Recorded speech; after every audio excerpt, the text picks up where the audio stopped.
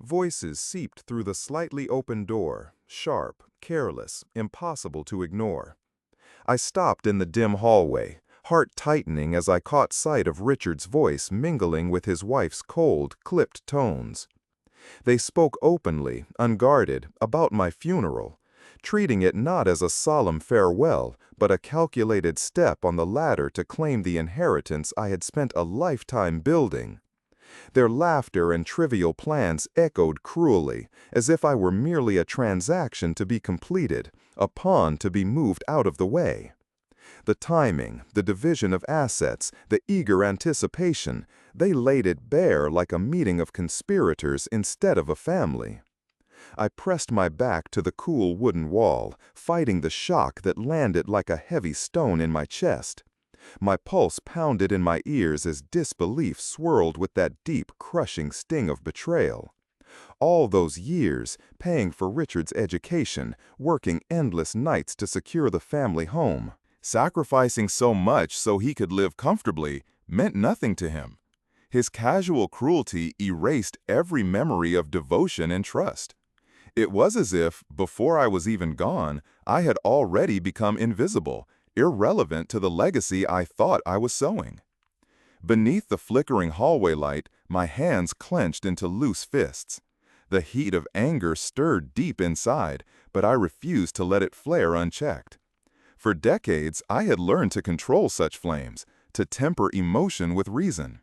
This moment, as breathtakingly raw as it was, demanded a sharper edge, a calculated calm that would cut deeper than wrath. I exhaled slowly, willing my thoughts to steady, my vision to clear. From inside the house came the muted hum of laughter, the clink of glasses. Family and friends gathered like nothing was wrong. But I could no longer sit among them, not when a treachery this dark lurked in the shadows. I lingered just long enough to feel the weight between us, the chasm opening wider with every passing second, and then turned away silently. The familiar scent of Maria's cooking, the warmth of a home I had shaped with my own hands, became bitter reminders of what was being stolen from me, piece by piece. Outside, the night air was cold and sharp, but it steadied the storm inside me. The distant glow of city lights flickered faintly, fragile beacons in the dark, like the last embers of a fire I had tended for decades. Memories washed over me, the long hours hunched over financial statements, the battles fought quietly to build a future for my son, the sleepless nights trying to foresee every threat, every risk. All of it seemingly wasted on a man who would betray me with such ease. Yet, amidst the ache and shock, a clear thought anchored me. Richard's betrayal would not slip beneath the surface unnoticed.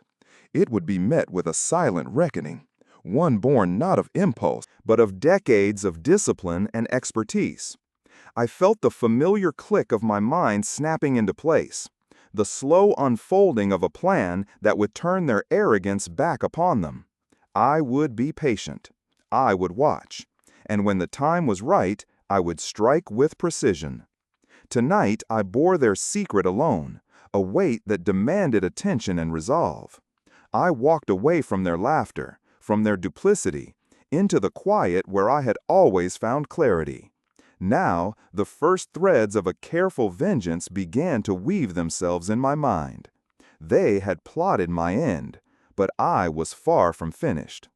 Sitting alone in my study, surrounded by walls lined with worn books and old photographs, I allowed myself a moment to breathe. The quiet was a stark contrast to the turmoil pounding in my mind. The room, dimly lit by a solitary desk lamp, was my refuge, a place where facts and figures had always made sense amid life's chaos. Now, more than ever, I needed to dive deep into my memories, searching for the roots of this betrayal, unraveling the strands that connected past sacrifices to present deceit. A lifetime flashed before me, every hard-earned dollar, every sleepless night, every decision made in the unyielding effort to provide for Richard. I saw myself as a younger man, tireless and hopeful, a man who pulled long hours in the bank, steadily climbing ranks with a singular goal, to give his family stability and success. The child who had once clung to my hand had grown into a man I barely recognized. That realization hit me harder than the door I had closed upon this terrible deceit. I remembered how, when Richard was a boy, I put aside my own dreams to ensure he could have every opportunity I never had. I recalled the nights Maria and I had agreed to forego luxuries, squeezing every cent to put Richard through private school and then college. I remembered promises whispered under worn blankets, of a better life, of hopes pinned on their shoulders. My sacrifices were silent. I never demanded thanks or recognition. Love was payment enough, or so I believed. But now, the ghosts of those sacrifices visited me as bitter companions. Flashbacks rose sharp and vivid, moments when Richard's growing entitlement showed cracks in our bond. The times I caught him sneering at the idea of hard work, brushing off advice with a dismissive laugh. The subtle arrogance in his gaze when he spoke of my prudence, as if my caution was weakness. I thought back to family dinners where his impatience simmered beneath forced smiles, his disdain concealed behind polite words.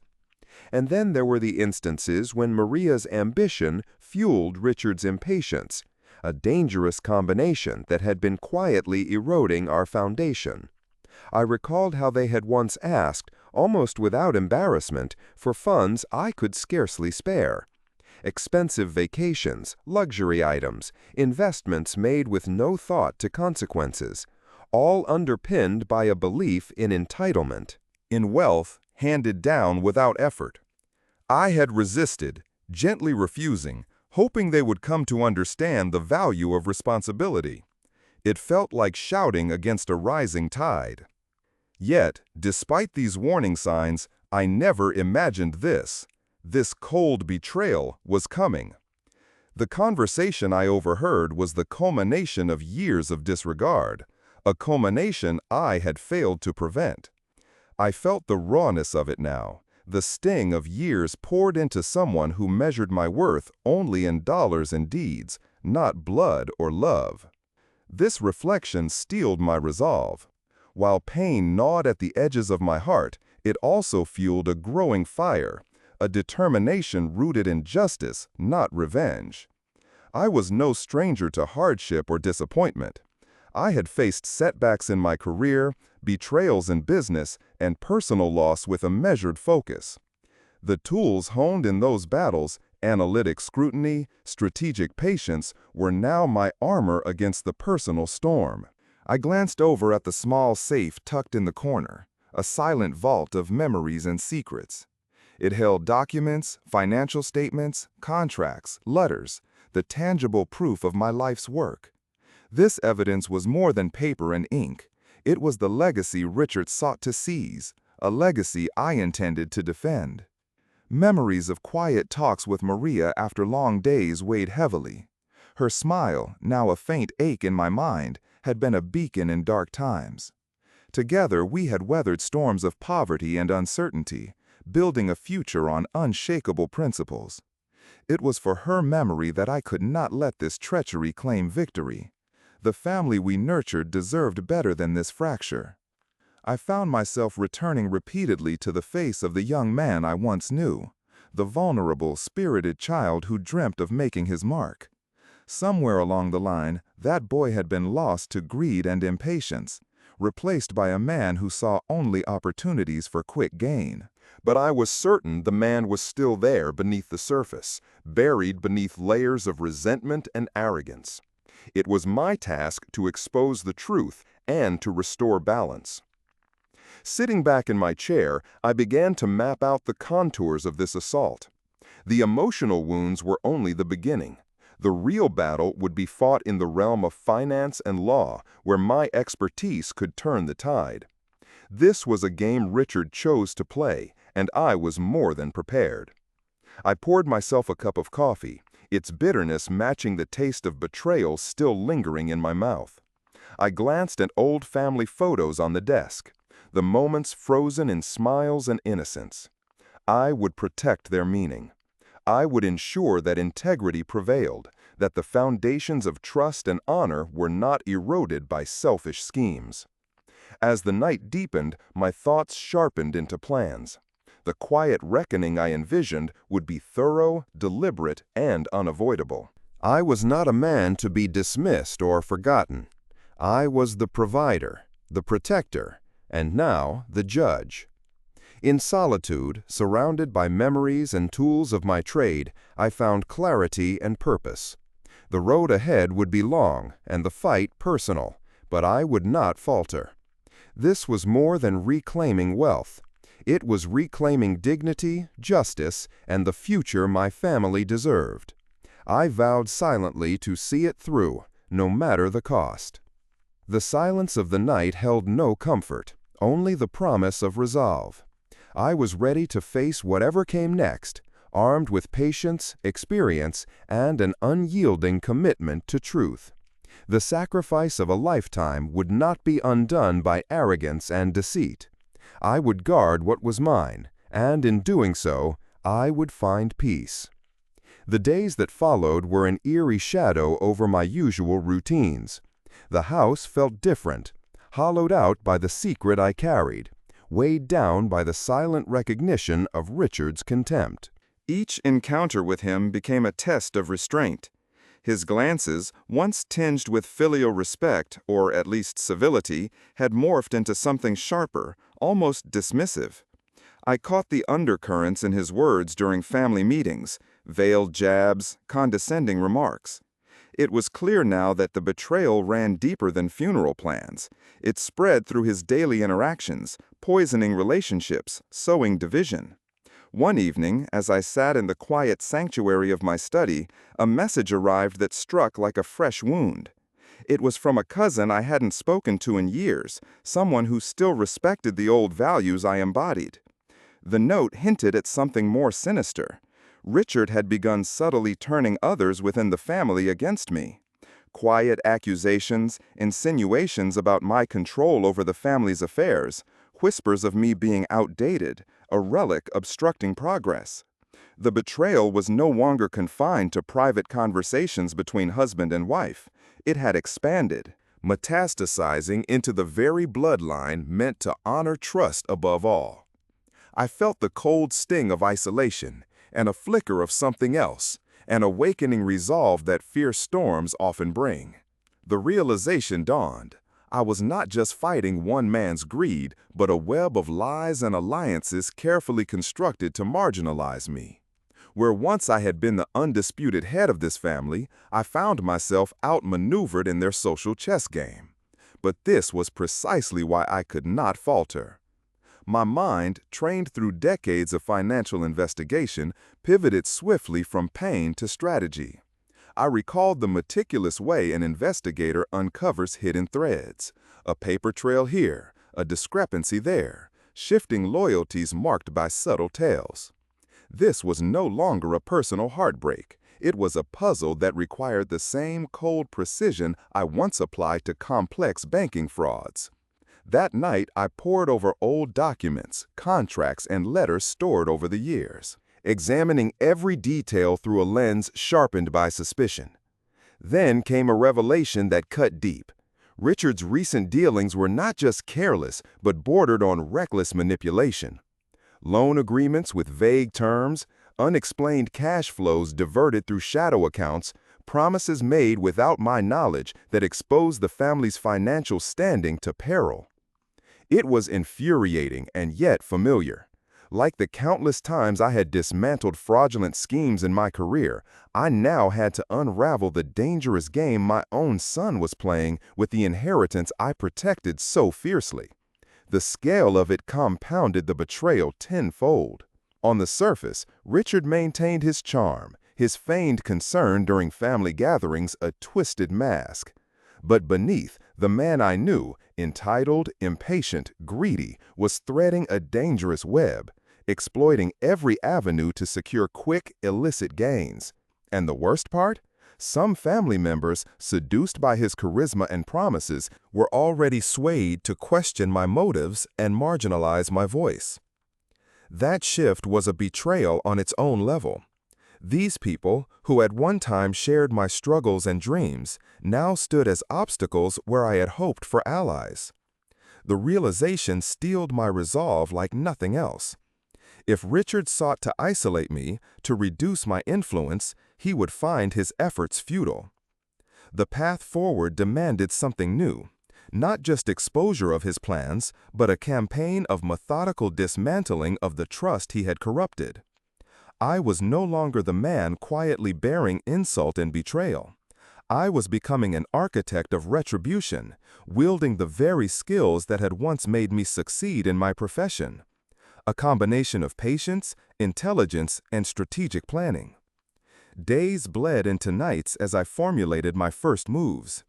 I reached out discreetly to a few trusted old colleagues from my banking years, men and women who understood the delicate art of financial forensics. Their expertise would be critical in tracing and exposing the hidden corners of Richard's dealings. Their impartial eyes would help separate fact from the smoke and mirrors Richard eagerly scattered. Simultaneously, I contacted an attorney, someone discreet, trustworthy, and merciless in defending rightful claims. I had long ago cultivated relationships with trustworthy professionals, and now I called on them again. This fight was not just about money. It was about preserving a legacy and unmasking deception dressed as entitlement. More than legal and financial maneuvers, I needed to plant doubt, seeds of suspicion within Richard's circle, fractures that would grow as uncertainty spread. I devised subtle messages, discreet disclosures leaked to those whose loyalties I questioned, designed to unravel the carefully constructed facade he projected. All the while, I kept my own intentions hidden, presenting calm facades to family and friends alike. Richard tried to provoke me, his words sharper, his tone increasingly aggressive in moments when he thought I was alone.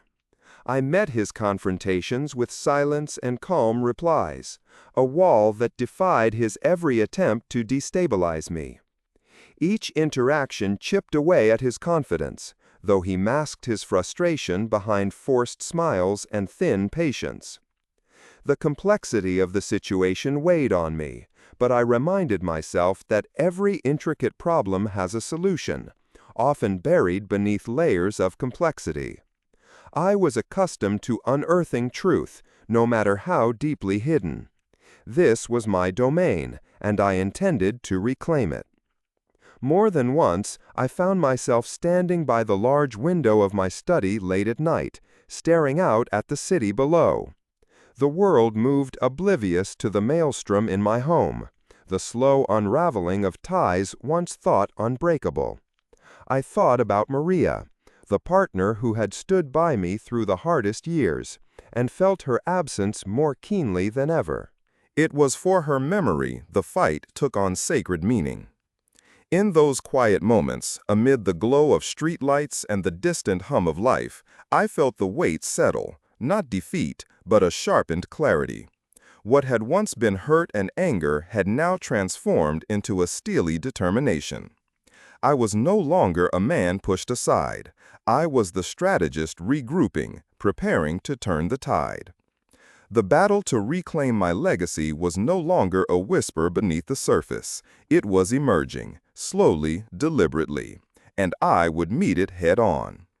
From the moment I resolved to dismantle the fortress Richard had erected around his reckless ambitions, every step demanded precision, patience, and utmost discretion. This was no impulsive act of anger. It was a meticulous chess match, each move carefully plotted from decades of experience in financial investigation, where one slip could mean losing everything. The battlefield was not physical. It was hidden in ledgers, contracts, clandestine talks, and fragile family alliances masked by civility.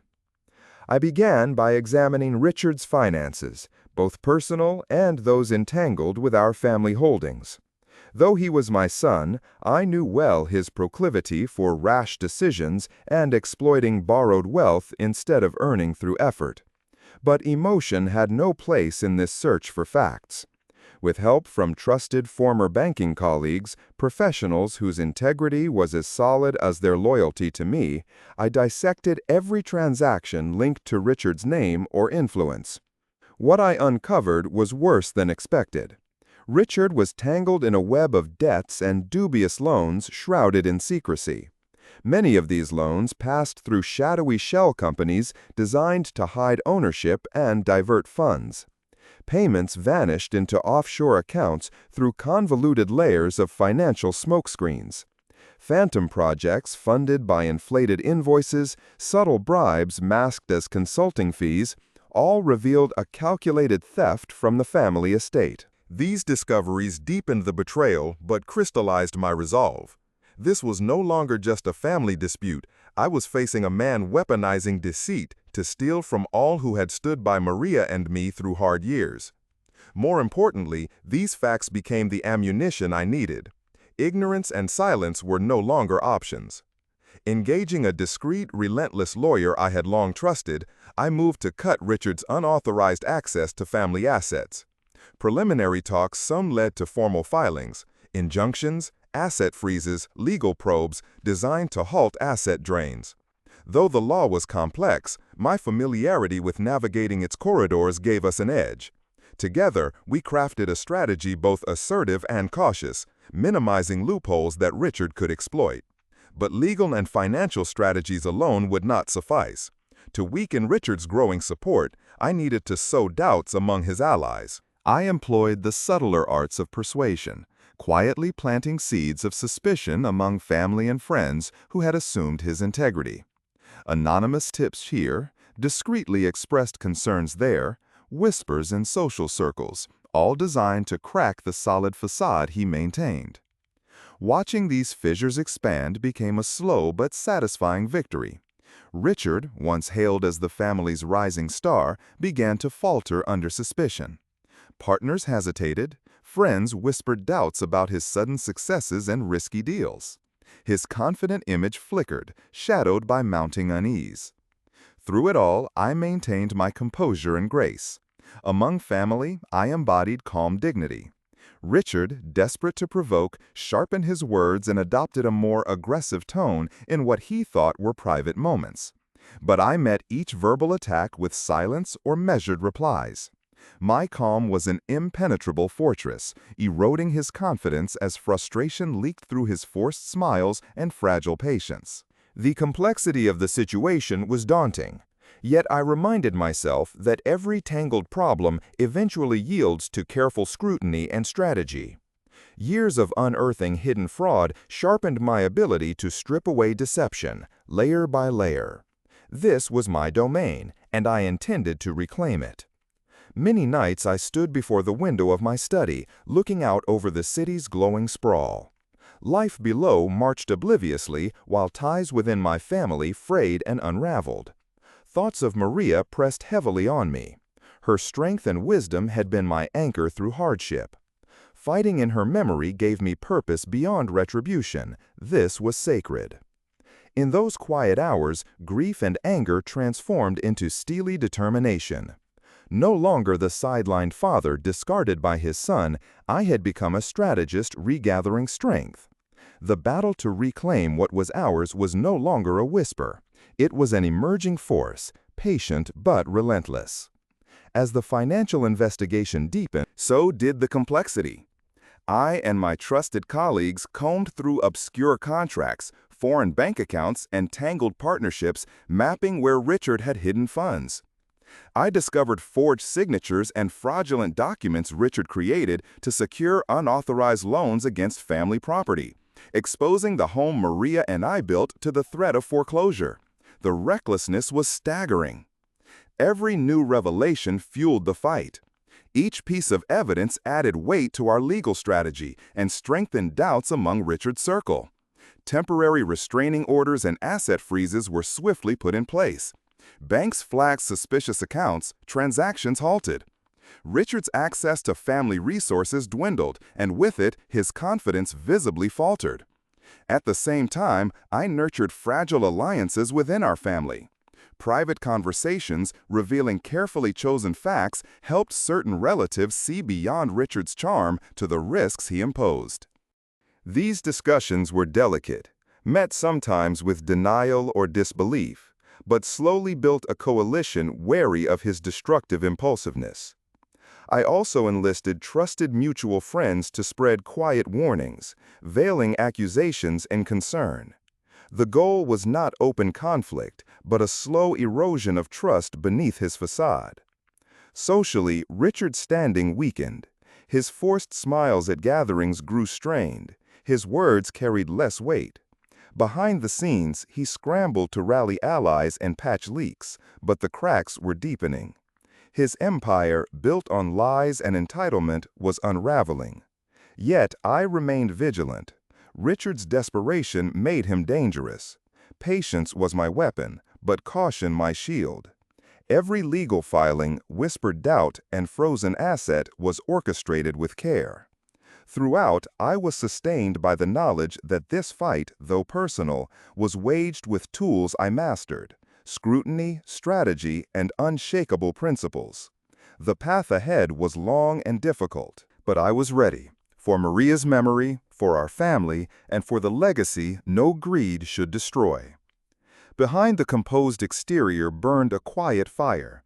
Richard had overreached, and when the truth came to light, it would strike with the unforgiving force of justice, a reckoning he could never anticipate.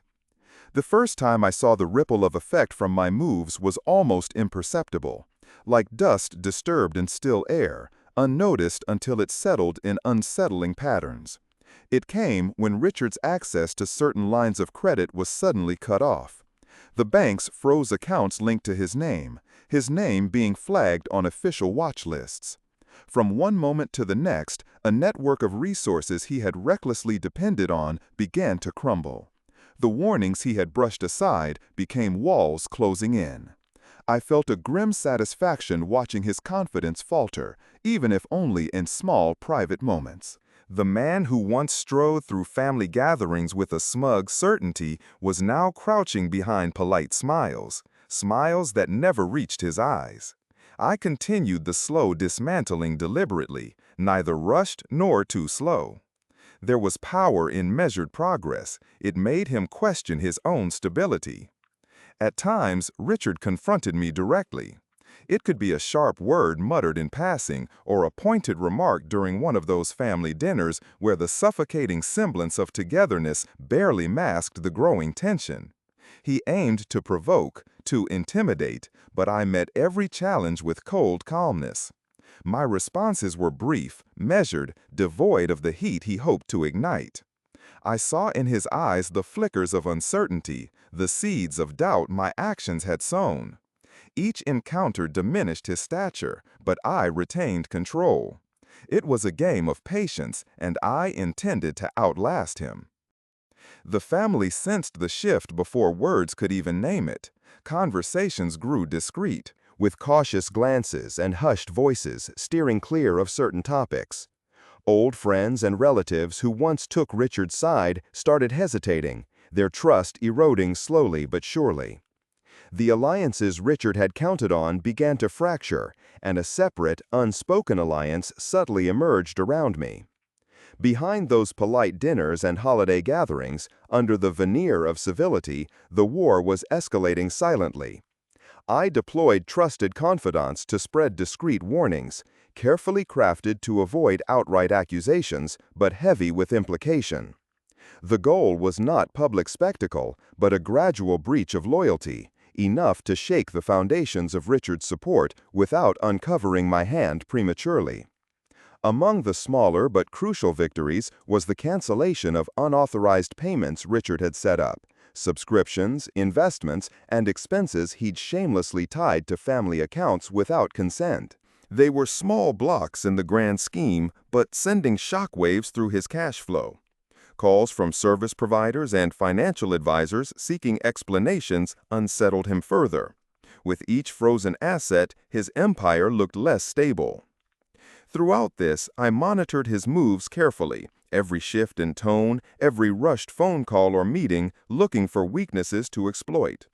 I refined my approach accordingly, a mixture of quiet legal pressure, strategic disclosures, and unyielding composure. It was a tactic born from experience. Use the weight of evidence and patience, never give in to impulsive retaliation. One evening, Richard tried to corner me, frustration and anger finally breaking through his usual facade. His voice was harsh, edged with bitterness as he accused me of betrayal, of undermining the family from within. His words were loud enough for others nearby to hear, and for a moment I caught the gaze of close relatives, their expressions a mix of shock and confusion. But I remained composed, meeting his tirade with a calm that seemed to unsettle him more than any heated rejoinder could. I deflected without disrespect, answering questions he deliberately twisted and refusing to be drawn into verbal duels. There was strength in silence and caution in measured replies. I understood precisely when to speak and when to hold back. That night, as I sat alone reflecting on the confrontation, I recognized that these moments of direct challenge from Richard, though uncomfortable, echoed a crumbling fortress. His desperation was laying bare cracks impossible to mend. The once confident man was unraveling under pressure that was visible even to those outside the deep undercurrents of our family drama. Beyond the battlefield of finance and social maneuvering, the emotional toll was undeniable. Each day was a balance between cold calculation and the ache of watching my son, once so full of promise, spiral into this version of himself. I allowed no space for pity or regret as motivators. I knew those emotions weakened focus. But in solitude, I acknowledged the sorrow that shaped the background of this fight. The decisions we make, even the hardest ones, stem from love, from hope once held and now broken. Even as the struggle intensified, I found strength in routine and memories. Waking early, poring over documents, consulting quietly with lawyers and investigators, always planning the next careful move. My background in financial investigation became my shield, every bit of knowledge a weapon against the reckless greed threatening all I built. Slowly, stories of Richard's questionable financial dealings leaked into conversations. Family members began to ask discreet questions, their eyes no longer veiling doubt. His reputation slipped further from the pedestal he had once claimed. Public whispers replaced private agreements, and the foundation of his social capital crumbled. The most satisfactory moments were not the legal victories or frozen assets, but the subtle social fissures deepening his isolation. Seeing relatives avoid his gaze or express concern rather than support filled me with a quiet, unwavering assurance that justice was moving in its proper course. Yet I remained mindful. Richard's desperation made him volatile, a dangerous adversary who might lash out unpredictably. Patience was my greatest weapon, but vigilance my armor.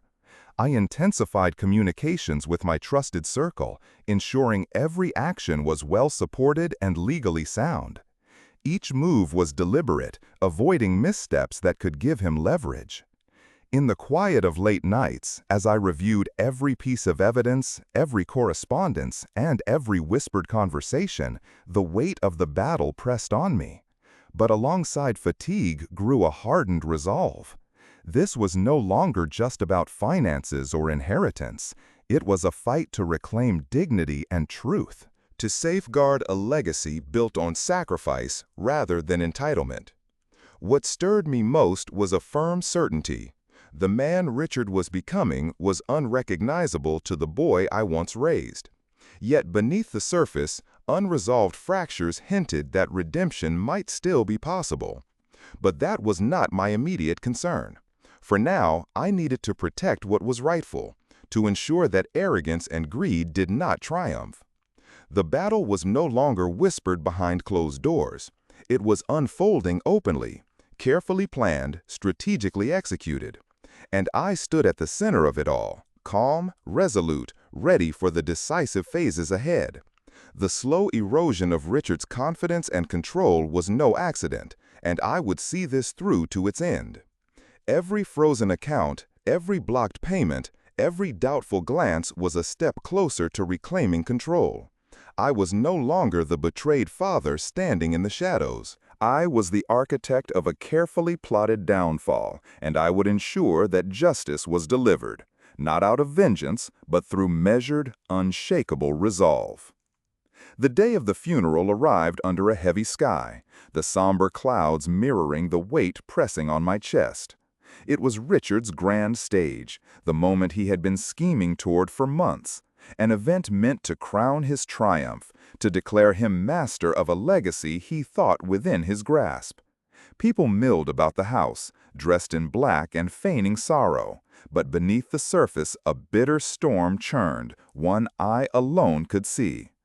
As I sat amongst the mourners, my body fragile but my mind sharp as ever, I caught the flickers of sharp glances exchanged between Richard and me. His face was an expertly crafted mask of grief, every tear calculated, every sigh rehearsed. Beneath it lay the impatience of a man ready to seize what he considered already won, an eagerness to move from mourning to possession. Despite my outward weakness, I gripped the truth in my mind like a weapon. Every forged document, every unauthorized loan, every illicit transfer was an arrow poised to strike. I had painstakingly gathered this evidence for this very occasion, not to shatter the decorum of the gathering with rage, but to deliver justice in its most undeniable form. Throughout the ceremony, subtle shifts rippled through the crowd. Family members who once basked in Richard's assured dominance now exchanged furtive looks, a silent questioning passing like a tremor beneath polite conversation. Whispers grew, words left unsaid but deeply felt. The foundations Richard had relied upon were crumbling unseen.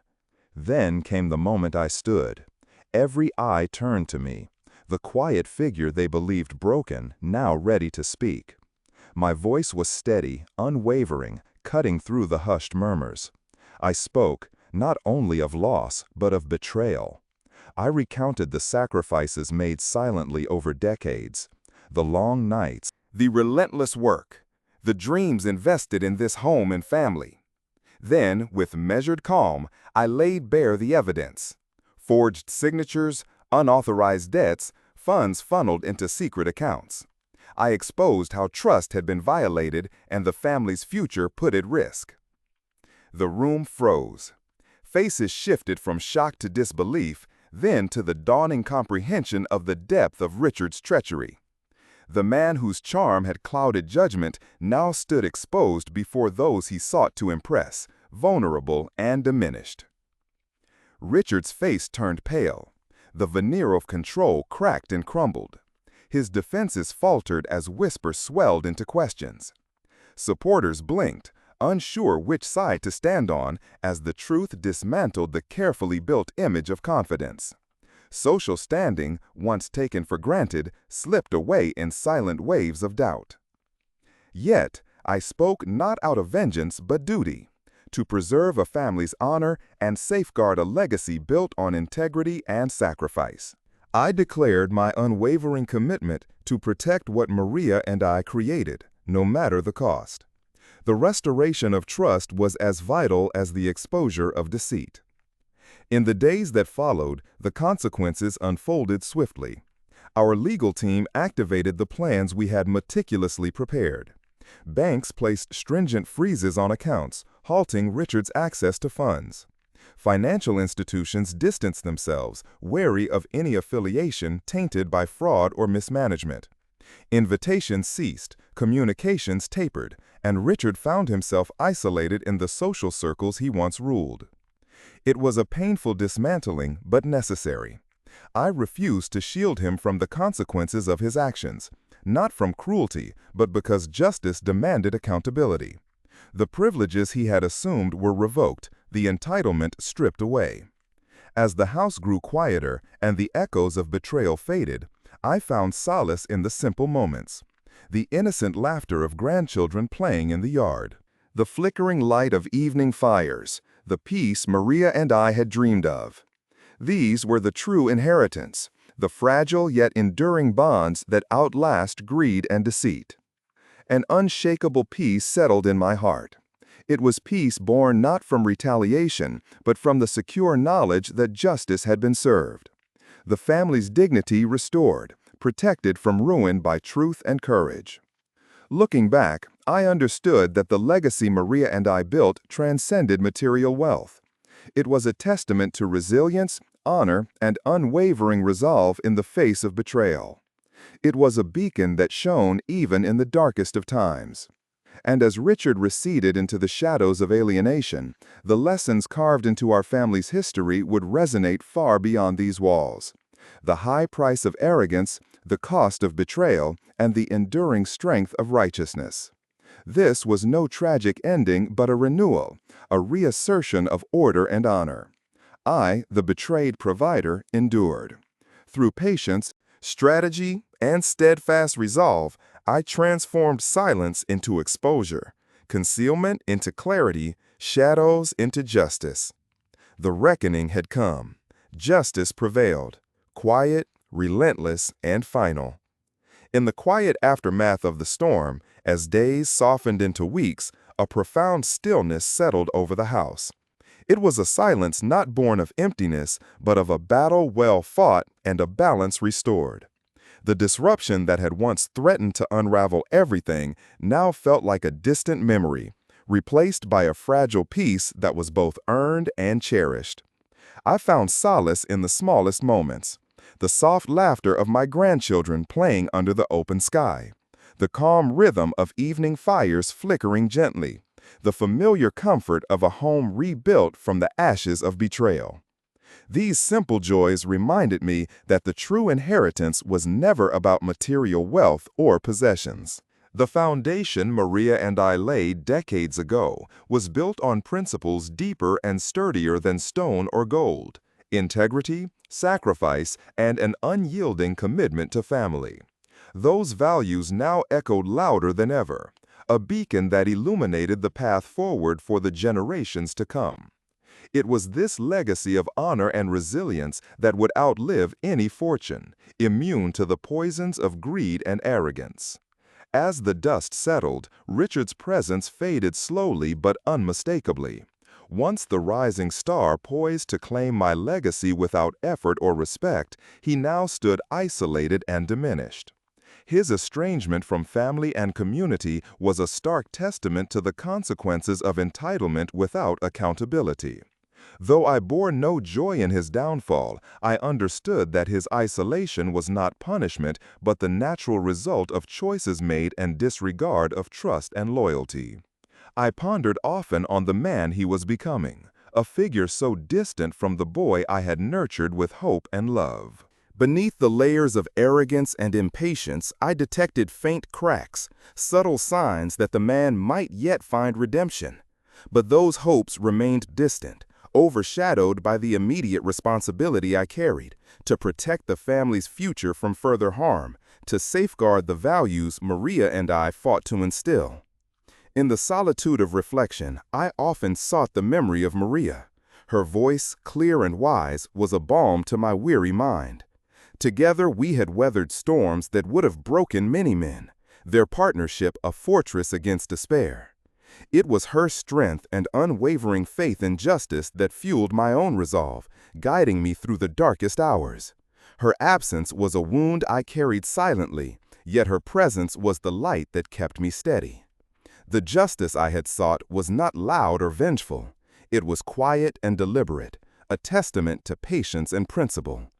Every calculated move, every withheld reaction, had been part of a deliberate design to restore order and truth. I had become more than a betrayed father. I was a guardian of integrity, a custodian of a family legacy that demanded respect and care beyond mere wealth. Reclaiming control was not about seizing power, but about restoring harmony, about ensuring that the privileges earned through hardship were preserved for those who valued them. I worked tirelessly to rebuild the trust fractured by deceit, knowing some wounds would never fully heal, but confident that time would forge new bonds, stronger and more genuine. The family began to breathe again under the restored clarity of truth. Old alliances, forged in shared struggle and understanding, grew anew. The fragility of human relationships became apparent, yet within that fragility lay hope, the hope that honesty and respect could guide us forward. Looking back on this painful journey, I saw beyond the losses and betrayals to a deeper truth, that resilience, honor, and unwavering resolve were the true measure of legacy. Wealth and possessions were fleeting. The character shaped through adversity was lasting. And as Richard receded further into the periphery, unwanted and alone, the lessons of his folly became woven into the fabric of family lore. These lessons spoke of the high cost of arrogance and the lasting damage of betrayal, reminding all who would listen that righteousness requires vigilance and steadfastness. This was no mourning of a tragic end, but the embrace of renewal, a reaffirmation of the values that had sustained us through generations. I, the betrayed provider, had endured not merely through strength of will, but through wisdom, patience, and unwavering conviction. I transformed silence into revelation, concealment into clarity, and shadows into a history illuminated by truth. The reckoning had come as it must, not with fury, but with quiet, relentless justice. And in that quiet, I found a peace that was unshakable. A peace born not from victory alone, but from the certainty that what was right had prevailed, and that the future, though uncertain, would rest firmly upon the foundations of integrity and honor.